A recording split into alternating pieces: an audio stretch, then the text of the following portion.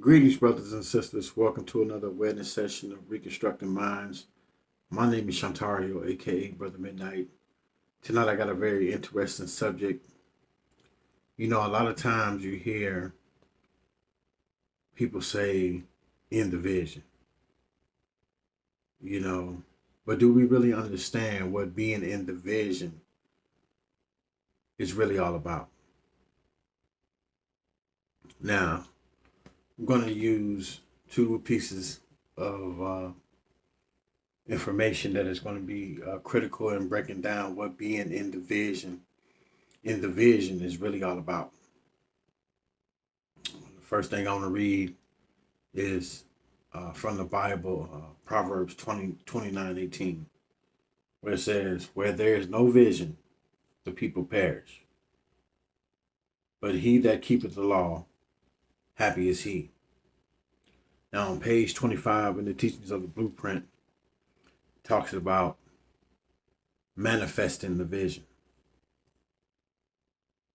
I want to break this down into a two-part series. I'm going to begin reading on page 25 in the teachings of the blueprint.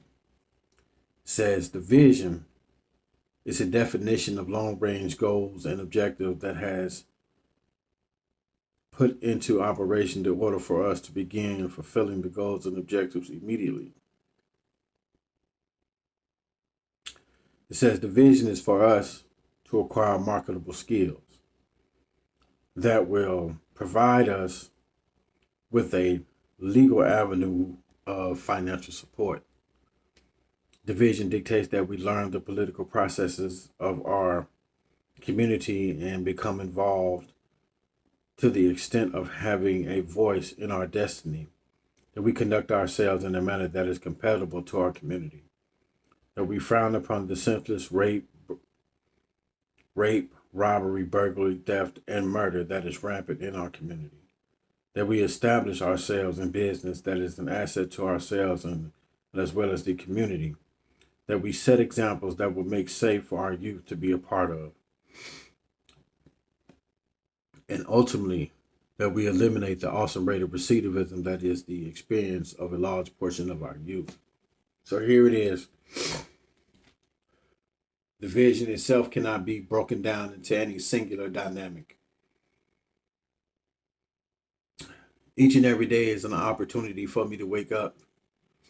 And when I understand the mindset of the goals and objectives of the organization, when I understand that this is not just I'm just a very small piece in a much bigger puzzle. When I understand that being in the vision has much more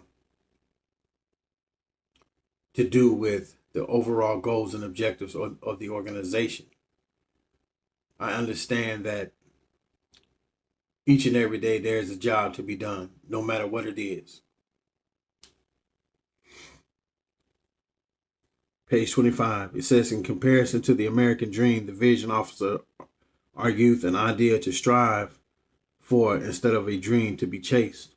And that's the difference between the American dream and the vision. The vision gives you goals and objectives, while the dream, the American dream, gives you something to chase. It says an idea requires that a person take on a certain attitude and conduct with the particular morals and definitive goals and objectives. In other words, your ABA has to change. I don't care who you are, how long you've been a part of the organization, your ABA must change. We can't have a growth and development mindset holding on to our own selfish desires, holding on to the way we think things should be done.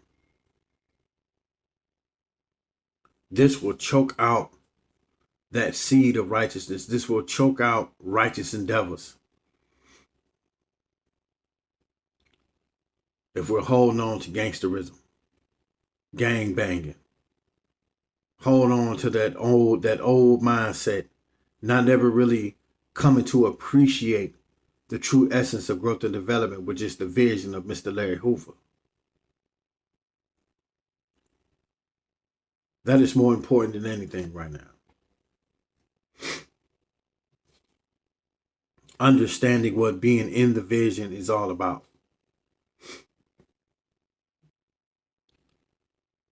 Okay, it says, according to the ideal of the vision, it is no longer fashionable to pimp our women and sell suicide to our brothers on an installment plan, or rob, con, steal, kill, or beg for a living. And I know to a lot of us who grew up in the era to where that was fashionable, this seems a little soft. It is very unorthodox for those who have never truly come into a mindset of growth and development to understand the true context or the ideal of the vision. It says, of course, we cannot assume the obligation of totally eliminating these negative aspects from our community, for we are not wholly responsible for the elements being in our community. But we are obligated to set an example of a better way for our youth, better growth and development. The vision allows us to see where we are headed, premature death and incarceration, if we don't change our direction. In other words, if we don't change the way we think, the vicious cycle of death, incarceration, and recidivism will be our home.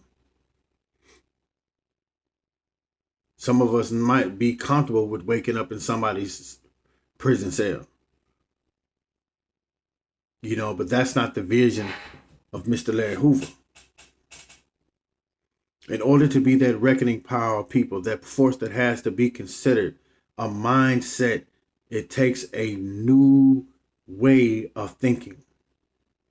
And the new concept of organization, it gives us a philosophy of lifestyle management that allows societies to see us not only as individuals, but as a collective,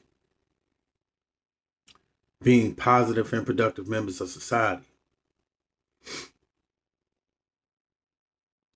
It says, therefore, the leadership has set forth a new concept for those who wish to become a positive element geared towards working with our community instead of against it. Unlike the American Dream, the vision combines the history of where we have been with the reality of where we are at. It projects into our minds the kind of thinking and type of conduct necessary for us to free ourselves from the vicious cycle of recidivism resulting from chasing the American dream. Because everybody want to have money, and there's nothing wrong with having money, but it's how you prioritize your life. How does it help me continue to grow and develop?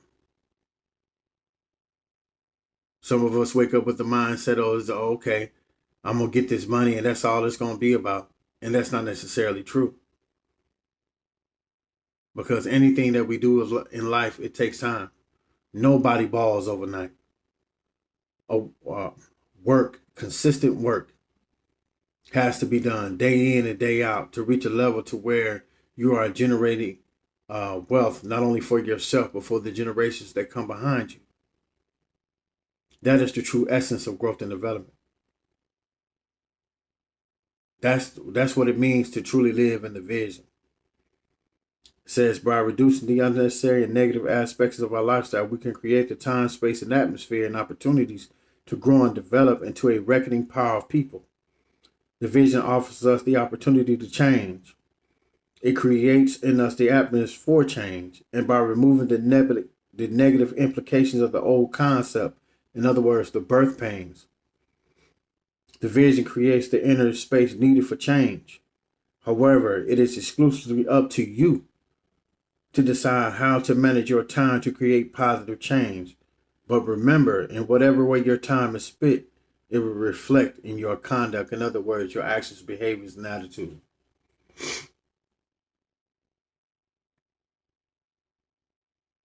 This is what it means to be in the vision. I hope we have learned something in this first segment in dealing with What does it mean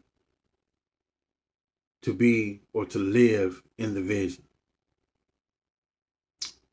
I hope we have learned something together.